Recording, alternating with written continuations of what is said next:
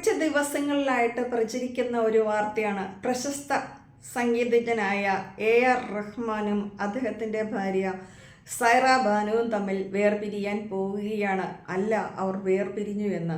എന്നാൽ അപ്രതീക്ഷിതമായിട്ടൊരു പുതിയ ട്വിസ്റ്റ് ഉണ്ടായിട്ടുണ്ട്. അത് മറ്റൊന്നുമല്ല, AR റഹ്മാൻ തൻ്റെ ജീവനാണ്. ലോകത്തിൽ താൻ കണ്ടിട്ടുള്ളതിൽ ഏറ്റവും മഹാനായ പുരുഷനാണ് അദ്ദേഹം എൻ്റെ പ്രാണനാണ്. ഇങ്ങനെയൊന്നും അദ്ദേഹത്തെക്കുറിച്ച് ആരും മോശമായിട്ട് പ്രചരിപ്പിക്കരുത് എന്ന് പറഞ്ഞുകൊണ്ട് തങ്ങൾ വിവാഹം ഒന്നും മോചിപ്പിക്കാൻ പോകുന്നില്ല എന്ന തരത്തിലേക്ക് സൈറ ബാനു വന്നൊരു പ്രസ്താവന നടത്തിയിട്ടുണ്ടെന്നാണ് പുതിയ വാർത്തകൾ. ഇതിലെ സത്യമൊന്നും നമുക്കറിയില്ല, കാരണം AR റഹ്മാനോട് സൈറ ബാനുവിനോടൊന്നും നമുക്ക് ചോദിക്കാൻ പറ്റിയിട്ടില്ലല്ലോ. അപ്പോൾ ഈ വാർത്തകൾ കേൾക്കുമ്പോൾ നമുക്ക് മനസ്സിലാകുന്നു, ഇവർ തമ്മിൽ പിരിയണമെന്ന ഏറ്റവും കൂടുതൽ നിർബന്ധം പുറം ലോകത്തുള്ള അല്ലെങ്കിൽ ഈ വാർത്തയൊക്കെ റിപ്പോർട്ട് ചെയ്ത സാധാരണക്കാരായ ആളുകൾക്കാണ്, അല്ലെങ്കിൽ യൂട്യൂബേഴ്സിനാണ്, അല്ലെങ്കിൽ വിവിധ മീഡിയയ്ക്കാണെന്ന് തോന്നിപ്പോവും. അപ്പോൾ കുറച്ച് ദിവസമായിട്ട് വലിയ ഷൈൻ ചെയ്തെങ്കിലും പെട്ടെന്ന് സൈറ ബാനുവിൻ്റെ പച്ചമലയാളത്തിൽ പറഞ്ഞ ആ ഒരു മോഹത്തിന് കഴുപ്പിനൊക്കെ എവിടെയോ ഒരു മാറ്റം കിട്ടി. അത് കാരണം എന്താണ് എന്ന് ചോദിച്ചാൽ, റഹ്മാൻ്റെ സ്വത്ത് എന്ന് പറയുന്നത് ഏതാണ്ട് 2000 കോടിക്ക് മേലിലാണ്. നഷ്ടപരിഹാരമായിട്ട് ഇതിൽ നല്ലൊരു ഭാഗം ലഭിക്കുമെന്ന് പുള്ളിക്കാരി കരുതുകയും ചെയ്തു. പക്ഷേ കാര്യത്തോടടുത്തപ്പോഴാണ് ഈ ഭർത്താവിൻ്റെ സ്വത്തിൽ വലിയ ഭാഗമൊന്നും തനിക്ക് കിട്ടാൻ പോണില്ല എന്നൊരു കാര്യം പുള്ളിക്കാരി മനസ്സിലാക്കിയത്. അതോടൊപ്പം വന്ന മറ്റൊരു കാര്യമാണ്, മോഹിനി ഡേ എന്ന റഹ്മാൻ്റെ ട്രൂപ്പിലുള്ള ഒരു സ്ത്രീ, ഏതാണ്ട് 34ഓളം പ്രോഗ്രാമിൽ ഇവർ ഒരുമിച്ച് 34ഓളം വേദികൾ പങ്കിട്ടവരാണ്. ആ ഒരു സ്ത്രീയും പെട്ടെന്ന് വിവാഹമോചനം നടത്തിയിട്ടുണ്ട്. അപ്പോഴേക്കും പുള്ളിക്കാരിക്ക് മനസ്സിലായി, ഇങ്ങനെ റഹ്മാനെ വിട്ടു കഴിഞ്ഞാൽ പെട്ടെന്ന് അവർ തമ്മിൽ അങ്ങോട്ട് കെട്ടിപ്പോയാൽ താൻ ഉദ്ദേശിക്കുന്ന കാര്യമൊന്നും നടക്കില്ലെന്ന്. പട്ടി പുല്ല് തിന്നിയില്ല, പശുവിനെ കൊണ്ട് തീറ്റിക്കുകയുമില്ല എന്ന് പറഞ്ഞൊരു നിലപാടാണ് ഇവിടെ വന്നത്. അപ്പോൾ ഇവർ തമ്മിലുള്ള യഥാർത്ഥ പ്രശ്നം എന്ന് പറഞ്ഞാൽ, പുള്ളിക്കാരി പറഞ്ഞത് തനിക്ക് രോഗമായതുകൊണ്ട് ഇപ്പം ബോംബെ താമസിക്കുന്ന താൽക്കാലികമായിട്ടൊന്ന് പിരിഞ്ഞതേ ഉള്ളൂ, ഇങ്ങനെയൊന്നും ഇല്ല എന്ന്. അവരുടെ മക്കളുടേതായിട്ട് വന്ന പ്രസ്താവന എന്ന് പറഞ്ഞാൽ, അപ്പനെ അമ്മയെക്കുറിച്ചൊന്നും മോശം പറയരുത്, അവർ സമാധാനപരമായിട്ട് പിരിഞ്ഞുകൊള്ളട്ടെ എന്ന തരത്തിലുള്ള പ്രസ്താവനകളും കഴിഞ്ഞ ദിവസമൊക്കെ വന്നു. കാര്യം എന്തു തന്നെയാണെങ്കിലും ഇവരെക്കുറിച്ചുള്ള ഈ റഹ്മാനും ഭാര്യയും തമ്മിലുള്ള പ്രശ്നം എന്താണ് എന്ന് ചോദിച്ചു കഴിഞ്ഞാൽ, വന്നിരിക്കുന്ന ഏറ്റവും രസകരമായ കാര്യമെന്ന് പറയുന്നത്, ഇവരുടെ ദാമ്പത്യ ജീവിതം വളരെ മോശമായിരുന്നു. അതിലുപരി ലൈംഗിക ജീവിതം എന്ന് പറയുന്നതാവാം കൂടുതൽ ശരി. അപ്പോൾ നമ്മുടെ AR റഹ്മാൻ്റെ ഭാര്യ എന്ന് പറയുന്ന നടൻ റഹ്മാൻ്റെ ഭാര്യയുടെ സഹോദരിയാണ്. അപ്പോൾ വിവാഹം കഴിഞ്ഞ ആദ്യ രാത്രിയിൽ റഹ്മാൻ്റെ ഭാര്യ, നമ്മുടെ സിനിമാ നടൻ റഹ്മാൻ്റെ ഭാര്യ വിളിച്ചിട്ട് AR റഹ്മാൻ്റെ ഭാര്യയോട് ചോദിച്ചു, ഭർത്താവ് പുള്ളി എന്തിയെന്ന് ചോദിച്ചപ്പോൾ, എനിക്കറിയില്ല എന്ന് പറഞ്ഞു. എന്നിട്ട് പറഞ്ഞു, ഞാനിവിടെ റൂമിൽ കിടന്നുറങ്ങുന്നുണ്ട്, അങ്ങേരെ അപ്പുറത്ത് എവിടെയോ ഉണ്ടെന്ന്, എന്താ പാട്ട് എൻ്റെ പരിപാടി കമ്പോസിങ് ആണ്, അല്ലെങ്കിൽ അതുമായിട്ട് ബന്ധപ്പെട്ട തിരക്കാണെന്ന്. അപ്പോൾ ഇത്രയേ ഉള്ളൂ സംഭവം.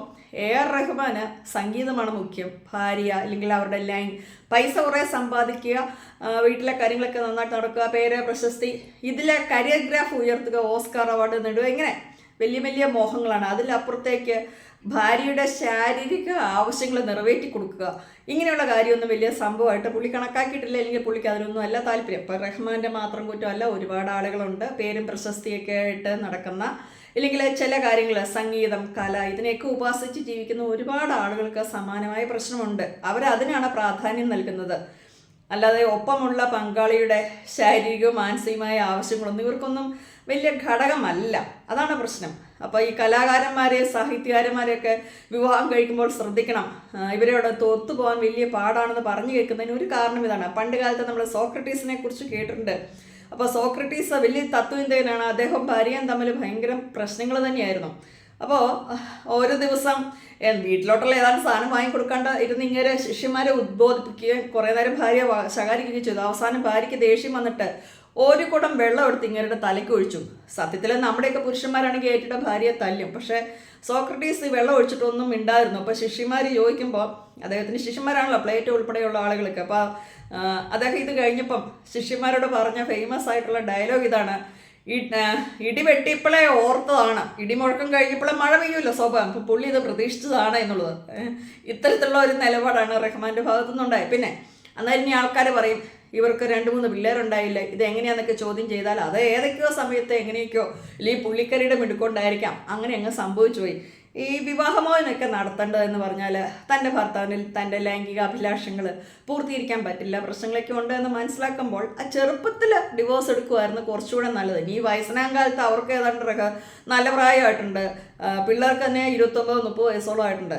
ഈ ഒരു പ്രായത്തിൽ വിവാഹമോചനം നേടിയിട്ട് ഇനി എന്താണ് എന്ന് ചിലപ്പോൾ ഒരുപക്ഷെ ഇരുന്ന് ചിന്തിച്ച് കാണും, അല്ലെങ്കിൽ സ്വത്ത് ഉദ്ദേശിക്കുന്നതിൽ കിട്ടിയാലെന്ന് മനസ്സിലായിട്ടുണ്ട്, ഇല്ലെങ്കിൽ മോഹിനിയുടെ അപ്പുറത്ത് നിൽപ്പുണ്ട്. അപ്പം ഞാൻ കാണിക്കുന്ന ഒരു മണ്ടത്തരമാണെന്ന് തോന്നിക്കണം. അല്ലെങ്കിൽ പലരും അതിനെക്കുറിച്ച് വലിയ ചർച്ച നടത്തുകയോ ഉപദേശിക്കുകയോ അല്ലെങ്കിൽ നിങ്ങളുടെ തീരുമാനം തെറ്റാണോ ഒന്നുകൂടെ ചിന്തിക്കാനുള്ള അവകാശം സമയവും സാഹചര്യമൊക്കെ കോടതി അനുവദിക്കുമല്ലോ. അപ്പോൾ ആ ഒരു സാഹചര്യത്തിൽ വീണ്ടും എന്തേലും ആട്ടെ പോകാനുള്ള പോയി, ജീവിതം തൊലയാണോ തോന്നി, ഇനിയിപ്പം വേറെ കെട്ടിയിട്ടും കിട്ടുന്നത് ഇത്രയും പ്രശസ്തനായ ഒരാളെയൊന്നും കിട്ടത്തില്ല. കാരണം ഇതുപോലെ പ്രശസ്തിയിലൊക്കെ നിന്ന് ജീവിച്ചിട്ട് ഇനി ഒരു സാധാരണക്കാരനെ വിവാഹം കഴിച്ച് മുന്നോട്ട് പോകാമെന്ന് വിചാരിച്ചാൽ അവർക്കും അത് വലിയ ബുദ്ധിമുട്ടുണ്ടാവും. കാരണം പൊരുത്തപ്പെടാൻ വലിയ പാട് വരും എന്നുള്ള സത്യം. ഇനി അതല്ല റഹ്മാൻ്റെ സ്വത്ത് കൊണ്ടൊക്കെ മാന്യമായിട്ട് എവിടെയെങ്കിലും പോയി ജീവിക്കാന്നുള്ള അങ്ങേരി ഇരുന്നാലും ഇല്ലെങ്കിലും പുള്ളിക്കാർക്ക് ഉപദ്രവമൊന്നുമില്ല. കാരണം അയാൾ മദ്യപാനിയല്ല, കള്ളു കുടിച്ചിട്ട് വീട്ടിൽ പോയി തല്ലത്തില്ല, ഭാര്യനെ തെറി വിളിക്കത്തില്ല. അങ്ങേരെ ആ റൂമിൽ കുത്തിയിരുന്ന പാട്ട് വീണ വായിക്കുന്ന പറഞ്ഞിങ്ങനെ വായിക്കുന്ന ഒരു വ്യക്തിയാണ്. അങ്ങനെ വഴി കൂടെ വിട്ടിട്ട കാര്യമുള്ളൂ. അല്ലാണ്ട് ഇനി ലൈംഗിക തൃഷ്ണ ശമിപ്പിക്കാനോ മറ്റൊരു കാര്യത്തിന് മറ്റൊരു ബന്ധത്തിലോട്ട് പോയിട്ട് കാര്യമില്ല എന്നൊരു തിരിച്ചറിവ് അവർക്ക് ഉണ്ടായിട്ടുണ്ട്. മാത്രമല്ല മോഹിനിയാണ് പ്രശ്നക്കാരി എന്ന് തോന്നിയിട്ടുണ്ടെങ്കിൽ മോഹിനി ഡിവോഴ്സ് എടുത്തു, ഞങ്ങൾ തമ്മിൽ പിരിയുന്നില്ല, അപ്പോൾ ആര് മൂഞ്ചി? മോഹിനി മൂഞ്ചി. ഇതാണ് പറഞ്ഞ് പുള്ളിക്കാരി ശരിക്കും ഒരു പക്ഷേ ഞാൻ പറയുന്നതാണ്, ഗോസിപ്പായിട്ടൊന്നും എടുക്കണ്ട, എൻ്റെ ഒരു തോന്നൽ പറഞ്ഞേ. മോഹിനിയായിട്ട് അടുപ്പമുണ്ടെന്നൊക്കെ ആൾക്കാർ പറയുന്നു, മോഹിനി അങ്ങനെ ഒരു സംഭവം ഇല്ല എന്ന് പറയുന്നു. നമുക്കിതിൽ സത്യസ്ഥിതി എന്ന് അറിയത്തില്ല. അപ്പോൾ ചിലപ്പോൾ സ്ത്രീകളാകുമ്പോൾ ഭർത്താവിൻ്റെ ഒപ്പം കൂടുതൽ ഇടപെടുന്ന ഒരു സ്ത്രീയെക്കുറിച്ച് ചിലപ്പോൾ സംശയം തോന്നിക്കണം. പിന്നെ ആളുകളാണല്ലോ, സിനിമ പോലത്തെ ലോകമാണ്, ആരെങ്കിലുമൊക്കെ അവളുമായിട്ട് അടുപ്പമാണെന്നൊക്കെ പറഞ്ഞു കാണും, ചിലപ്പോൾ ഒരു തോന്നൽ ഉണ്ടായിക്കണം. അങ്ങനെ ഇരിക്കുമ്പോഴായിരിക്കും ഞാനങ്ങ് പിരിഞ്ഞേക്കാന്നൊരു തോന്നലൊക്കെ വന്നേ. ചിലപ്പോൾ റഹ്മാനോട് ഇതിനെക്കുറിച്ച് ചോദിച്ചപ്പോൾ അയാളുടെ മനസ്സിലിങ്ങനെ ഒരു സംഭവം ഇല്ലാത്തതുകൊണ്ട് അങ്ങേരെ അതിനെക്കുറിച്ച് ഒന്നും പറഞ്ഞു കാണിയില്ല. അപ്പം ഭർത്താവിൻ്റെ നിശബ്ദത ചിലപ്പം സമ്മതമായിരിക്കും, അങ്ങനെ ഉണ്ടായിട്ടായിരിക്കും അതിനൊന്നും പ്രതികരിക്കാത്തതെന്ന് ചിലപ്പോൾ ഭാര്യയെ ചിന്തിച്ച് പോയി കാണും. കാരണം ഈ കമ്മ്യൂണിക്കേഷന് വലിയൊരു പ്രശ്നമാണ്. അപ്പോൾ ഒരാൾ ഒരു കാര്യം ചോദിക്കുമ്പോൾ ഭർത്താവിന് അതിനൊന്നും മറുപടി ഒന്നും പറയുന്നില്ല. അങ്ങേര് ചിന്തിക്കുന്ന ഇത്രയും കാലം എൻ്റെ കൂടുതൽ ജീവിച്ചിട്ട് ഇവൾക്ക് എൻ്റെ സ്വഭാവം മനസ്സിലാക്കാൻ പറ്റിയില്ലേ, എന്നെ ഇനിയും മനസ്സിലാക്കാൻ പറ്റുന്നില്ല, ഇങ്ങനെ ഒരു ഭാര്യയുടെ ആവശ്യമില്ല, എന്തെങ്കിലും കാണിക്കട്ടെന്നായിരിക്കും അങ്ങേര് ചിന്തിച്ച്. എനിക്ക് എൻ്റെ സംഗീതം ഉണ്ട്, എനിക്ക് അതിൻ്റെ വഴി കൂടെ പോകണമെന്ന് പുള്ളി ചിന്തിച്ചു. പുള്ളി അതിന് വലിയൊരു പറഞ്ഞ് ചർച്ചയാക്കാൻ ഒരു വർഷം ഉദ്ദേശിച്ച് കാണിയല്ല. ഇതായിരിക്കും ഭാര്യയ്ക്ക് തെറ്റിദ്ധാരണ വന്നത്. അപ്പോൾ പ്രതീക്ഷിക്കേണ്ട മോഹിനിയുടെ അടുത്തോട്ട് ആൾക്കാർ ചെല്ലുന്നുണ്ട്. റഹ്മാൻ വിവാഹമോഹനമാണ്.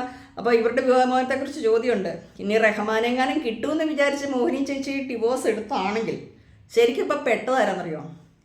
ഇവർ തമ്മിലുള്ള ബന്ധത്തിൻ്റെ പുറത്ത്, അല്ലെങ്കിൽ മോഹിനി ചേച്ചിയും നമ്മുടെ റഹ്മാനിക്കയും തമ്മിലുള്ള സ്നേഹബന്ധത്തിൻ്റെ പുറത്ത്, അല്ലെങ്കിൽ ഇദ്ദേഹത്തെ കെട്ടാമെന്നൊരു മോഹത്തോടെങ്ങാനും ആണ് മോഹിനി ഉപേക്ഷിച്ചതെങ്കിൽ ഇപ്പോൾ ശരിക്കും പെട്ടത് മോഹിനിയാണ്. ഉള്ള കെട്ടിയോനും പോയി, റഹ്മാനും പോയി. അപ്പോൾ ഇതൊക്കെയാണ് പല കാര്യങ്ങളും ചെയ്യുമ്പോൾ ശ്രദ്ധിക്കേണ്ട കാര്യം. നേരെ മറിച്ച് റഹ്മാൻ്റെ ഭാര്യ ചിന്തിക്കും, അവൾ എൻ്റെ കെട്ടിയവനെ അങ്ങനെ കെട്ടി സൂഹിക്കണ്ട, എന്നെ ഒഴിവാക്കിയിട്ട് അവൾ അങ്ങോട്ട് കയറാമെന്ന് വിചാരിച്ചല്ല, അന്നെങ്കിൽ അവൾക്കിട്ടൊരു പണി കൊടുക്കാം എന്ന് വിചാരിച്ചതായിരിക്കും. എന്തായാലും കാര്യശുഭം. റഹ്മാനും അദ്ദേഹത്തിൻ്റെ ഭാര്യ സൈറ ഭാനുവും കൂടെ പിരിയുന്നില്ല എന്ന തരത്തിലേക്കാണ് വന്നേക്കുന്നത്. അപ്പം ഇങ്ങനത്തെ ഇവർ തമ്മിൽ പിരിയോ പിരിയാതിരിക്കോ, സന്തോഷമായിട്ട് ജീവിക്കോ, ഇനി അലമ്പുണ്ടാക്കി ജീവിക്കോ, മിണ്ടിയിട്ട് ജീവിക്കോ, മിണ്ടാതെ ജീവിക്കോ, ഇതൊന്നും ഞങ്ങൾ യൂട്യൂബേഴ്സ് അല്ലെങ്കിൽ വാർത്ത വിടുന്ന ആളുകൾക്ക് പ്രശ്നമുള്ള കാര്യമൊന്നുമല്ല. നന്നായിട്ട് ജീവിച്ചാൽ അവനവന് കൊള്ളാം. ഇല്ലെങ്കിൽ ഇങ്ങനെയൊക്കെ ന്യൂസ് വരുമ്പോൾ, കാരണം അന്യരുടെ സ്വകാര്യതയിലോട്ട് ഒളിഞ്ഞു നോക്കേണ്ട കാര്യമൊന്നുമില്ല. പക്ഷേ പ്രശസ്തരായിരിക്കുകയും ഇവരെക്കുറിച്ചുള്ള വാർത്തകൾ വരികയും ചെയ്യുമ്പോൾ സ്വാഭാവികമായിട്ട് നമ്മളത് ഓഡിയൻസുമായിട്ട് പങ്കുവയ്ക്കുന്നു, അത്രയേ ഉള്ളൂ. അല്ലാതെ ഇവർ സന്തോഷമായിട്ട് ജീവിച്ചാലും പിരിഞ്ഞാലും നമുക്കൊന്നും പ്രശ്നമില്ല. അപ്പോൾ പുള്ളിക്കാരിയുടെ ചില വാക്കുകളൊക്കെ കേൾക്കുമ്പോൾ ബാക്കിയുള്ളവർക്ക് ആർക്കോ പിരിഞ്ഞില്ലാൽ ഒരു സമാധാനക്കേട് കിട്ടുന്നില്ല. എൻ്റെ കെട്ടിയതിനെ കുറിച്ച് ഭൂമിയിൽ ഏറ്റവും വിശുദ്ധനാണ്, പാവമാണ്, നിഷ്കളങ്കനാണ്, അദ്ദേഹത്തിൻ്റെ ശബ്ദത്തെ ഞാൻ വല്ലാതെ പ്രണയിക്കുന്നു, ഇങ്ങനെ ഒരാളെ കണി കാണാൻ കിട്ടില്ല എന്ന് പറഞ്ഞാൽ. അപ്പോൾ ഈ തോന്നൽ ഈ തലയ്ക്ക് ഇത്രയും ദിവസം ഇല്ലായിരുന്നോ? ഇത്രയും വിവാദങ്ങൾ ഉണ്ടാക്കേണ്ട കാര്യം ഉണ്ടായിരുന്നോ?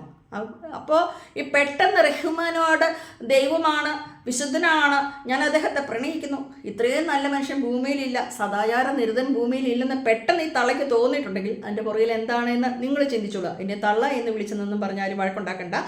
2 കുട്ടികളുടെ അമ്മയായതുകൊണ്ട് മാത്രമാണ് ഞാൻ തള്ള എന്ന് വിളിച്ചത്. അപ്പോൾ പുതിയൊരു വിഷയമായിട്ട് നമുക്ക് വീണ്ടും കാണാം. കാരണം കഴിഞ്ഞ ദിവസം അവരുടെ മക്കൾ വന്നിട്ട് പറഞ്ഞിട്ടുണ്ട്, റഹ്മാനെക്കുറിച്ചും ഭാര്യയെക്കുറിച്ചും ആരെങ്കിലും മോശമായിട്ട് പറഞ്ഞിട്ടുണ്ടെങ്കിൽ 24 മണിക്കൂറിനകം ന്യൂസ് എല്ലാം മാറ്റിക്കളയണം, ഇല്ലെങ്കിൽ ഞങ്ങൾ അത് ചെയ്യും ഇത് ചെയ്യും എന്നൊക്കെ തരത്തിലേക്കുള്ള ഒരു പ്രചരണമൊക്കെ നടത്തിയായിരുന്നു. അതുകൊണ്ട് എന്തായാലും അവർ പിരിയുകയാണെന്നൊന്നും നമ്മൾ പറയുന്നില്ല. അമ്മച്ചി എടുത്ത ഒരു തീരുമാനം തെറ്റിപ്പോയെന്ന് അമ്മച്ചിക്ക് മനസ്സിലായി. ആ തീരുമാനം തിരുത്തി 2000 കോടിയെന്ന് വലിയ കാര്യമായിട്ടൊന്നും കിട്ടത്തില്ലെന്ന് മനസ്സിലായി.